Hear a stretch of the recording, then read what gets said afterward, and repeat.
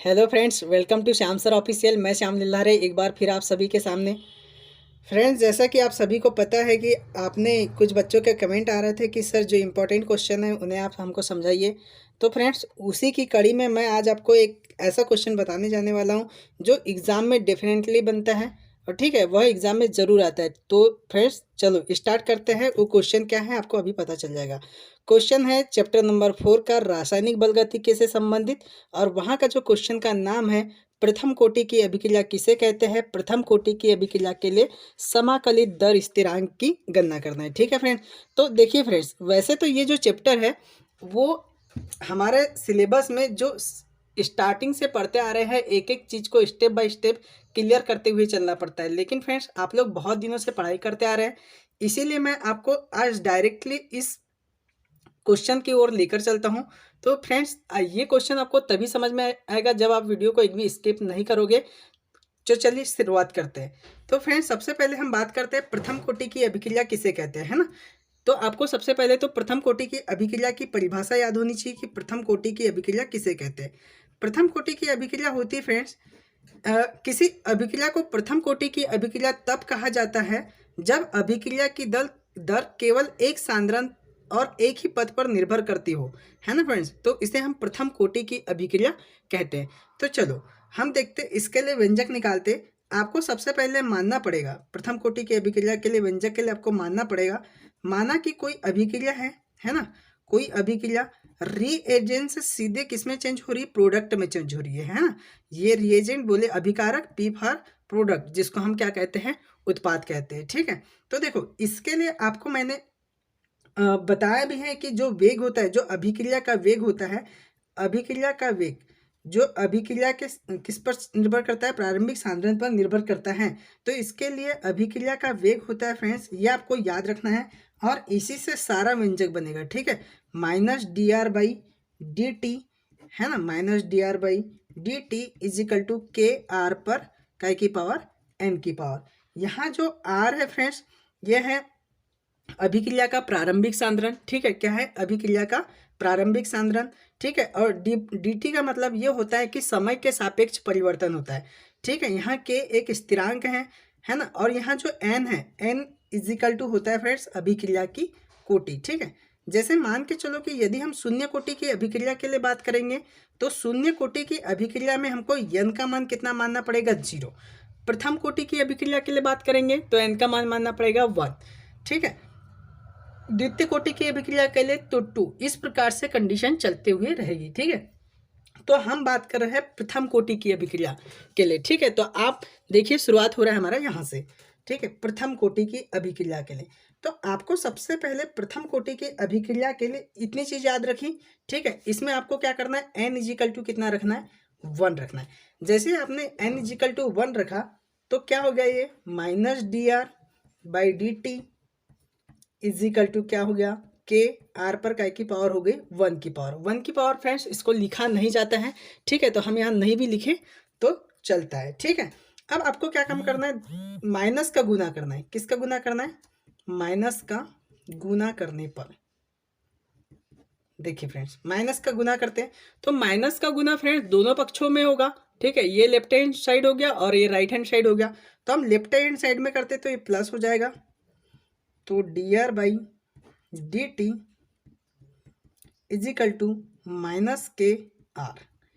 ठीक है, अब इतना करने के बाद आपको क्या काम करना है, इस डी टी का तिर्यक गुना करना है और आर किधर आ जाएगा, इधर आ जाएगा। ठीक है, तो देखिए इसमें ये हो गया अपना डी आर अपॉन में नीचे में आ जाएगा आर, और ये हो गया माइनस के डी टी। ठीक है फ्रेंड्स, इतना सभी को समझ में आ गया। ठीक है, यहाँ ऐसा कोई भी स्टूडेंट नहीं होना चाहिए जितना इतना समझ में नहीं आया हो। ठीक है, अब आगे स्टार्ट करते हैं।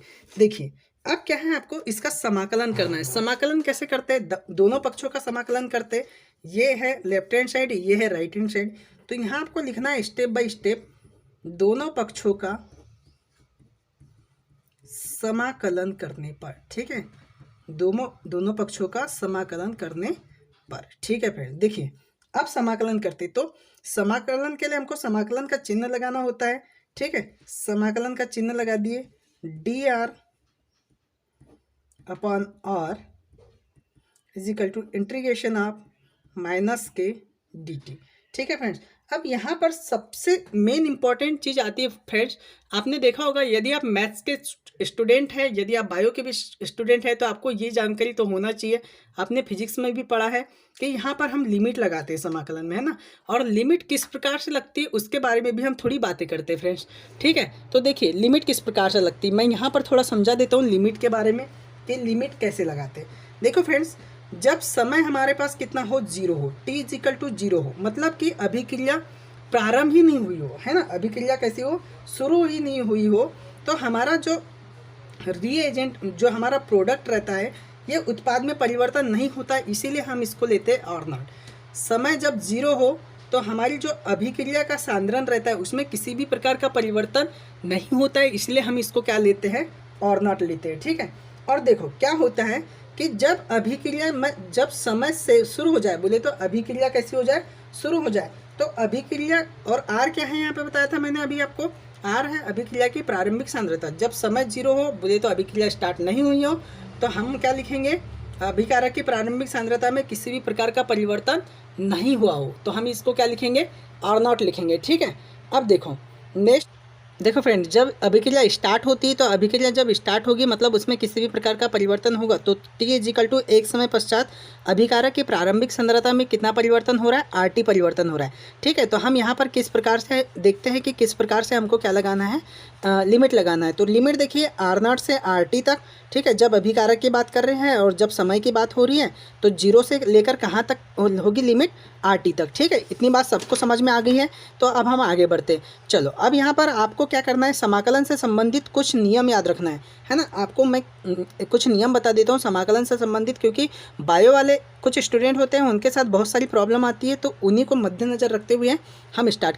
देखिए इंटीग्रेशन ऑफ, इतना तो आप सभी को पता होगा, integration of d x of x, d x upon x is equal to क्या होता है, तो केमिस्ट्री में इसका जो होता है फ्रेंड्स, ये ln x होता है। ठीक है, अब आप कुछ स्टूडेंट का ऐसा लग रहा होगा कि सर ये ln x क्या है, तो वास्तव में फ्रेंड ये log x ही है, लेकिन क्या होता है जब log e x क्या हो, बेस e x हो, तो हम इसको ln x लिखते हैं। ठीक है, और क्या होता है जब log कैसा हो, 10 बेस 10 हो और x हो, तो तब हम इसको क्या लिखते हैं, log x लिखते हैं ना, ये चीज़ आपको याद रखना है। ठीक है, जब बेस e हो तब हम उसको ln x लिखते हैं, और जब बेस 10 हो तब हम इसे क्या लिखते हैं, log x लिखते हैं। ठीक है, तो देखो दोनों पक्षों का समाकलन करते हैं, समाकलन करने पर इतनी बात समझ में आ गई कि d by d x integration of d x upon x is equal to होता है ln x।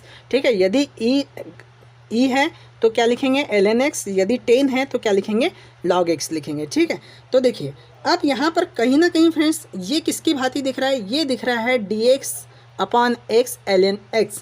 डी एक्स की जगह क्या है, आर, आर क्या है, अभिकारक की प्रारंभिक सांद्रता। ठीक है, तो चलो देखो इसमें होगा तो ये हो जाएगा ln x, तो ln x is equal to, सबसे पहले हम लोग अभी लिमिट नहीं लगाते हैं, लिमिट चलो साथों साथ में ही लगा लेते हैं, इसका हो जाएगा समाकलन ln r हो जाएगा। ठीक है, लिमिट लगेगी कहाँ से कहाँ तक लगेगी, आर नॉट से लगेगी कहाँ तक, आर टी तक। ठीक है, इजिकल टू माइनस में है तो माइनस, है ना, के कैसा हो जाएगा, बाहर निकल जाएगा। अब यहाँ पर इंटीग्रेशन होगा डी टी का, तो डी टी का इंटीग्रेशन क्या होगा फ्रेंड, टी होगा। ठीक है, तो देखो ये हो गया डी टी का इंटीग्रेशन टी हो गया, और ये लिमिट लग गई 0 से कहाँ तक, 1 तक। अब लिमिट को अप्लाई कर देते हैं, देखो लिमिट को अप्लाई करते हैं तो सबसे पहले अपर लिमिट माइनस कैसा होता है, लोअर लिमिट होता है ना। अपर लिमिट क्या है यहाँ पर आर टी, और लोअर लिमिट क्या है, आर नॉट। ठीक है, तो चलो यहाँ पर लिमिट को अप्लाई करते हैं ln, ठीक है, r। अब कैसी, सबसे पहले कौन सी लिमिट, अपर लिमिट, तो अपर लिमिट को अप्लाई करेंगे, आर टी हो जाएगा। अब क्या होता है, माइनस होगा, ln क्या हो जाएगा, आर नॉट हो जाएगा। इतनी बात सबको समझ में आ गई। इजिकल टू यहाँ पर भी लिमिट अप्लाई करते हैं माइनस के। ठीक है, अब क्या बचा, टी लिमिट, पहले लो अपर लिमिट, तो t1 है ना, t1 हो गया, और ये कैसा हो गया, 0 हो गया टी की जगह। ठीक है, 1, और ये कैसा, 0। ठीक है फ्रेंड्स, तो देखो यहाँ पर हो गया ये ln rt माइनस क्या हो गया, ln r naught is equal to क्या हो गया, माइनस के टी। ठीक है, इतनी बात समझ में आ गई। अब आपको ये कहीं ना कहीं ये जो समीकरण दिख रहा है, ये दिख रहा है y इजिकल टू जिसको हम बोलते हैं, यदि हम इसका इधर पक्षांतर कर देते हैं किसका, ln r0 का, तो ये आपको इस तरीके से दिखाई देगा। कैसे दिखाई देता है देखते हैं। इसको ln RT है ना इजिकल टू माइनस KT और प्लस हो गया क्या, ln R0।